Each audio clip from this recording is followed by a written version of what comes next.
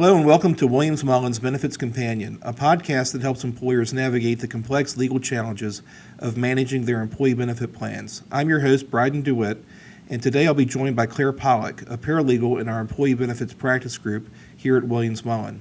How are you today, Claire? Great, thanks, Brydon. It's good to be here. Thanks for being here, Claire. In today's episode, I thought we'd take a look at some recent IRS guidance on correcting mistakes made when an employer contributes to an employee's health savings account. Well, some guidance is certainly welcome. It's inevitable that errors are going to happen when an employer is running HSA contributions through its payroll. The wrong amount can be contributed to the employer's HSA, or contributions can be made to ineligible employees. And if the employee isn't looking carefully at his or her paycheck, an HSA or the HSA statement, then an error can certainly go undetected for a while. That's true. It's a pretty common occurrence, and we see this happening with our clients from time to time. And before an IRS information letter that was issued last December, the most recent guidance we had on correcting mistakes with HSA contributions was about 10 years old. Yeah, and we're looking at the guidance, and it does seem like it's helpful to employers. It is. Although the IRS claimed in the information letter that it was nothing new, I found it to be pretty enlightening.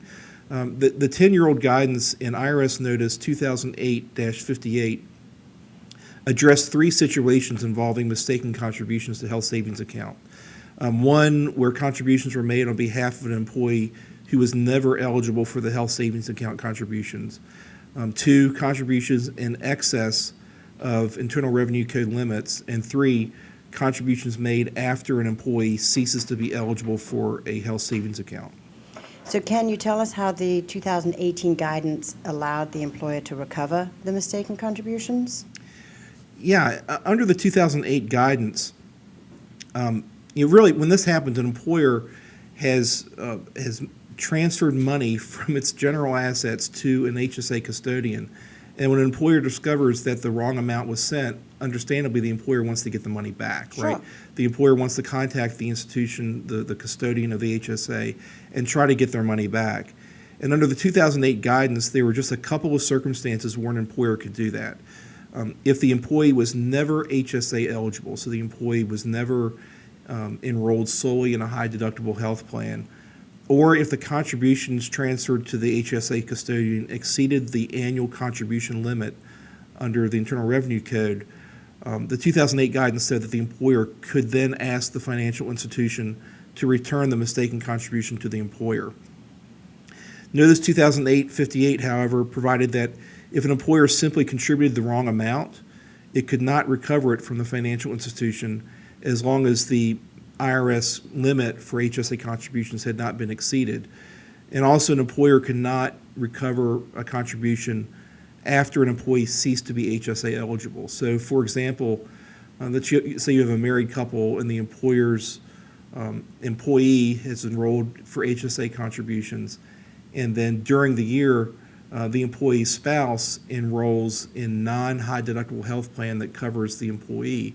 Then the employee would become HSA ineligible mid-year, but meanwhile, contributions are still going into the HSA if it's not caught. So in that situation, the IRS was saying the employer could not recover the money from the employee's HSA from the financial institution. So the 2008 guidance did not provide much flexibility if there was a payroll error that sent the wrong amount to the employee's HSA. Fortunately, the recent information letter from the IRS does make it easier for employers. It does. So, again, the IRS said this is nothing new, although I think a lot of it kind of contradicts what was in 2008-58. But fortunately, now we have this guidance from the IRS that addresses kind of common mistakes that can happen with payroll when making HSA contributions. And so the IRS listed several circumstances where an employer can recover the mistaken contribution from the financial institution. One is where an amount deposited to an employee's HSA exceeds the employee's salary reduction election for the pay period. So the employee elected to put $30 into the HSA each pay period, and payroll sent $50 to the custodian. You can get the $20 back. Or if the employee's health savings account receives a mistaken contribution because an incorrect spreadsheet is used, or because employees with similar names were confused. So two employees with the same last name and the wrong contribution is made to the wrong employee. Or simply the payroll administrator makes a mistake in making contributions. Or erroneous HSA contributions are made because of a duplicate payroll. Or the HSA contribution simply is not calculated correctly by the payroll administrator. Or suppose an employee elects a certain amount to be contributed for the year, and then that amount is allocated over an incorrect number of payroll periods. Or even the information letter said if a decimal point is put in the wrong place, so the employee elected to put in $20 per month, but the decimal point is over 1 zero too many and $200 is contributed, the money can be recovered. So these new instances really go beyond the two that the IRS had identified before of an employee never being HSA eligible or the employee exceeding their annual amount. The information letter issued in December recognizes a lot of just common mistakes that can happen in payroll administration and gives employers comfort that they can recover the mistaken amounts from the financial institution. So it's really helpful guidance to employers when they're just day-to-day operating their payroll and making HSA contributions.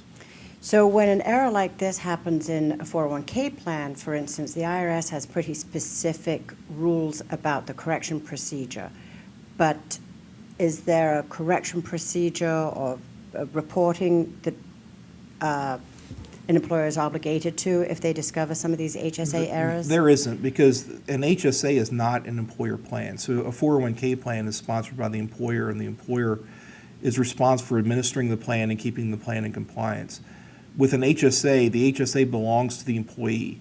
It's the employee's account. And so all the employer is doing is helping the employee contribute to the HSA through payroll deductions, or the employer may have its own contribution that goes to the HSA, but it's really the employee's arrangement. And so the only guidance we have is the 2008-58, the 10-year-old guidance, and this information letter that simply address if you have a mix-up with making an HSA contribution, here's how you get the money back from the HSA custodian. And there's no reporting or anything else that the employer has to do. But it always seems like it's a good idea to run an occasional internal audit like you would with your 401k plans to make sure that these errors aren't happening, particularly over an extended period of time. Absolutely. I mean, you want to catch these errors as soon as you can and recover the assets from the financial institution. But that's always a good reminder for employers. It is, absolutely. So that'll wrap up our discussion about health savings accounts. I'd like to thank Claire for joining me on the Benefits Companion.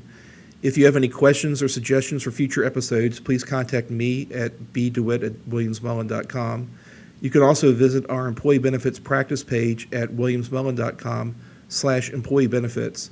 There you can find out more about our team as well as past episodes of this podcast and legal alerts. Be sure to subscribe to this podcast to be notified when our next episode posts. Thanks for listening.